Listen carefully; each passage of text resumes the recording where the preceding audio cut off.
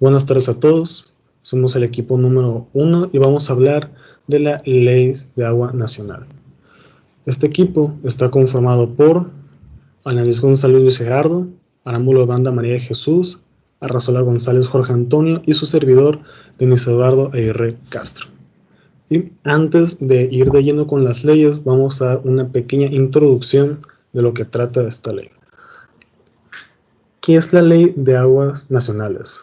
Bueno, citando textualmente del artículo 1, capítulo 1, es una ley que tiene por objetivo regular la explotación, uso o aprovechamiento de las aguas nacionales, su distribución y control, así como la preservación de su cantidad y calidad para lograr su desarrollo integral sustentable. Básicamente, se tiene la función de impulsar el uso controlado de aguas nacionales, el desarrollo sustentable de estas para que en un futuro no comprometer el agua de futuras generaciones.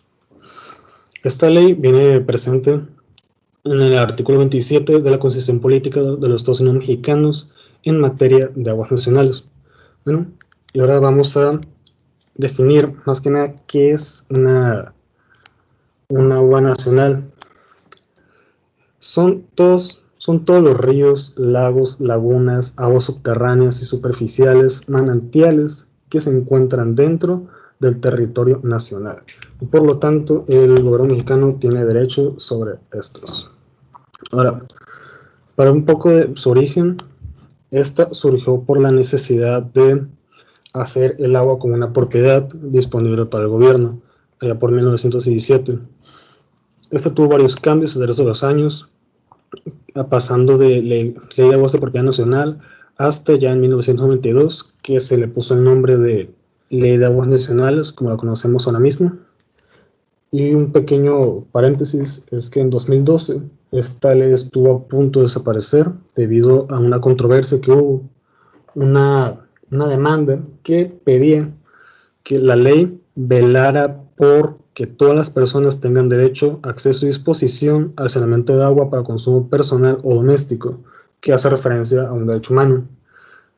Esto pasó hace 8 años y no causó ningún impacto, no hubo ningún cambio, por lo tanto, esta ley que les vamos a presentar sigue vigente. Esta se divide primero arriba, y arriba de todo está la ley federal, el gobierno del país.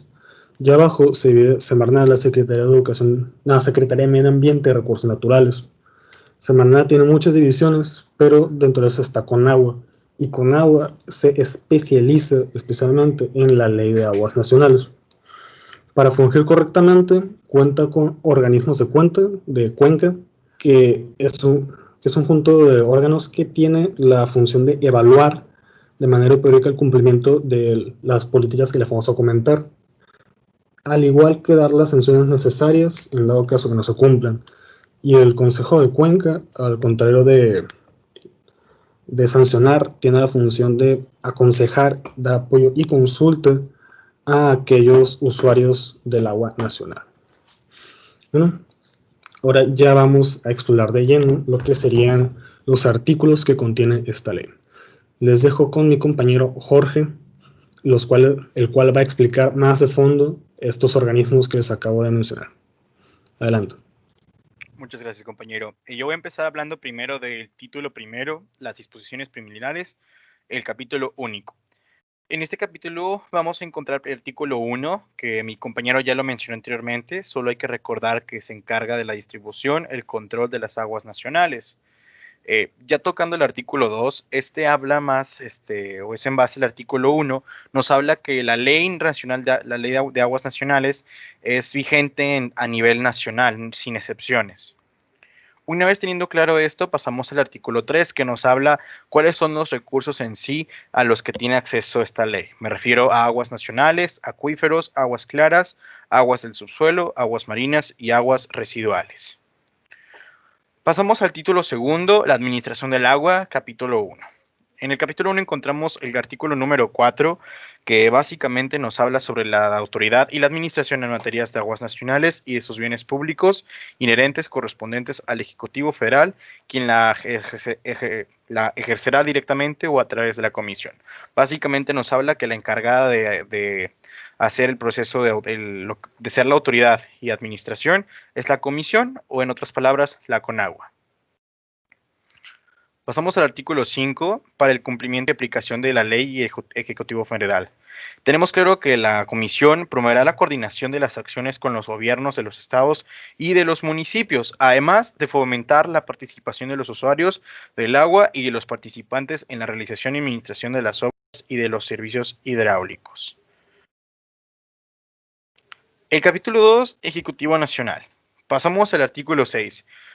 Es básicamente competente al Ejecutivo Federal reglamentar por cuenca hidráulica y acuífero el control de la extracción, así como la explotación o uso aprovechamiento de aguas nacionales. Básicamente nos dice este artículo que está encargado por reglamento, el control y extracción, así como la explotación o uso aprovechamiento de las aguas nacionales. En el artículo 7 declara básicamente la gestión integrada de los recursos hídricos superficiales y del subsuelo a partir de las cuencas hidrológicas. Básicamente que toda agua nacional dentro del territorio nacional es asunto de seguridad nacional, además de la protección, mejoramiento, conservación y restauración de las cuencas hidrológicas, acuíferos, cauces y vasos. El capítulo 3, la Comisión del Agua, la Comisión Nacional del Agua. Básicamente este capítulo va dirigido a la CONAGUA, empezando con el artículo 9. La comisión, abreviadamente, es un órgano administrativo desconcentrado de la Secretaría que regula conforme a las disposiciones de esta ley y sus reglamentos de la Ley Orgánica de la Administración Pública Federal y de su reglamento interior. Nos habla que en ejercicio la comisión se organizará en dos formas, a nivel nacional y a nivel regional hidrológico administrativo a través de sus organismos de cuenca. Y por último tenemos al capítulo 4, los consejos de cuenca. En este capítulo nada más me quiero centrar en el artículo 13 bis 4, ya que este artículo nos habla acerca de las medidas que se pueden tomar, o que más que nada la comisión está encargada en dado caso que haya una situación de emergencia, escasez extrema, desequilibrio hidrológico, sobreexplotación, reserva, contaminación y riesgo de que se comprometa la sustentabilidad de los ecosistemas vitales. O sea, básicamente ante cualquiera de estos imprevistos, la comisión es encargada de darle una solución a estos problemas. A continuación las dejo con mi compañera María. La presente ley establece las reglas y condiciones para el otorgamiento de las concesiones para el uso o aprovechamiento de las aguas nacionales en cumplimiento con el sexto párrafo del artículo 27 constitucional. Esto quiere decir que al solicitante se le otorga el permiso para la explotación o aprovechamiento de las aguas. Las aguas residuales provenientes del uso de las aguas nacionales también tendrán el mismo carácter, aun cuando sean objeto de tratamiento. El artículo 29 nos habla sobre los derechos y obligaciones de concesionarios o asignatarios. Y en la parte de derechos, uno de estos sería explotar, usar o aprovechar las aguas nacionales en los términos de la presente ley. Y en la parte de obligaciones sería ejecutar las obras y trabajos de la explotación, uso o aprovechamiento de aguas en los términos y condiciones que establece esta ley, sus reglamentos, y de no ser llevados a cabo, será posible su revocación de esta concesión. El Ejecutivo Federal, previo a los estudios técnicos que se elaboren y publiquen, considerando los programas nacional hídrico y por cuenca hidrológica, podrá decretar el establecimiento de zonas reglamentadas, zonas de veda o declarar las reservas de agua. Adicionalmente, el Ejecutivo Federal podrá declarar zonas de desastre a aquellas cuencas hidrológicas que por circunstancias naturales o causadas por el hombre presenten o puedan presentar riesgos irreversibles a algún ecosistema. Prevención y control de la contaminación del agua. Según el artículo 86, existe una autoridad del agua, la cual es impartida por la Federación, los estados y los municipios, a través de las instancias correspondientes. Podemos decir que la autoridad del agua se encarga de estudiar las relaciones existentes entre los usos del suelo y la cantidad y calidad del agua, y también se encarga de hacer cumplir las normas para el cuidado del agua. Parámetros para la descarga de aguas residuales. Según los artículos del 87 al 96, la autoridad del agua determinará los parámetros que deberán cumplir las descargas de aguas residuales y las cargas de contaminantes que pueden recibir las aguas nacionales. Algunos de estos parámetros son, por ejemplo, que se debe contar con el permiso para la descarga de aguas residuales. También se deben mantener en buen estado los aparatos medidores de concentraciones y adoptar dentro de sus procesos la utilización de materiales biodegradables. Además, se debe informar a la autoridad del agua cuando se modifiquen las características o los volúmenes de las aguas residuales. Responsabilidad por el daño ambiental. Según el artículo 96, la autoridad del agua debe intervenir para que se cumpla con la reparación del daño ambiental, incluyendo aquellos daños que comprometan ecosistemas vitales. Básicamente esto nos dice que todas las personas o instituciones que dañen con contaminantes el agua deben removerlos y dejar el cuerpo de agua tal y como estaba antes del daño. Inversión en infraestructura hidráulica. Según artículos 96 al 101, la autoridad del agua debe realizar las obras públicas federales de infraestructura hidráulica para que cumplan con los criterios de los programas conforme a la ley. Por ejemplo, todas las obras hidráulicas deben garantizar la disponibilidad y el aprovechamiento del agua potable, así como servir para la defensa y protección de las nacionales, para prevenir situaciones que afecten a los bienes hidráulicos. Participación de inversión privada y social en obras hidráulicas federales.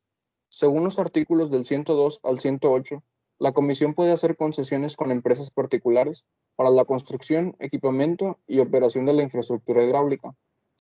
Esto ya que la inversión privada puede ayudar mucho si los fondos para hacer los proyectos no son suficientes. Claro, siempre y cuando se busque el uso eficiente del agua y también se busque prever los costos conforme a los indicadores conocidos.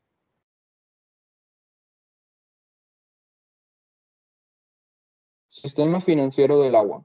Según los artículos 111 y 112, existe un sistema financiero del agua que tiene como propósito determinar los criterios de aplicación del gasto y recuperación de los recursos hídricos por medio de tarifas que se establezcan por uso o aprovechamiento del agua. Podemos decir que por medio de estas tarifas se busca recuperar las inversiones federales para darle mantenimientos a los equipos hidráulicos. Bienes nacionales. Según los artículos 103 al 118, las obras hidráulicas que son usadas para el manejo de las aguas nacionales quedarán a cargo de la autoridad del agua para el cumplimiento de las concesiones otorgadas. Como ejemplo de los bienes nacionales, tenemos los bienes de aguas artificiales, como las presas, los canales o los drenajes, o los bienes naturales como los lagos, ríos y playas. Sanciones y medidas de seguridad. Según los artículos 118 al 124, existen diferentes sanciones que se pueden aplicar en caso de existir daño a la salud, a la biodiversidad o a los ecosistemas vinculados con el agua. Por ejemplo, la autoridad del agua puede suspender o revocar los permisos que se tenían si no se cumplen las normativas establecidas. Como conclusión, sabemos que el agua consumible es mucho menos de la que creemos. La mayor parte del agua que se encuentra en el territorio nacional no es potable, por lo que gracias a la Ley de Aguas Nacionales se pueden proteger los recursos hídricos y los ecosistemas que hay en ellos.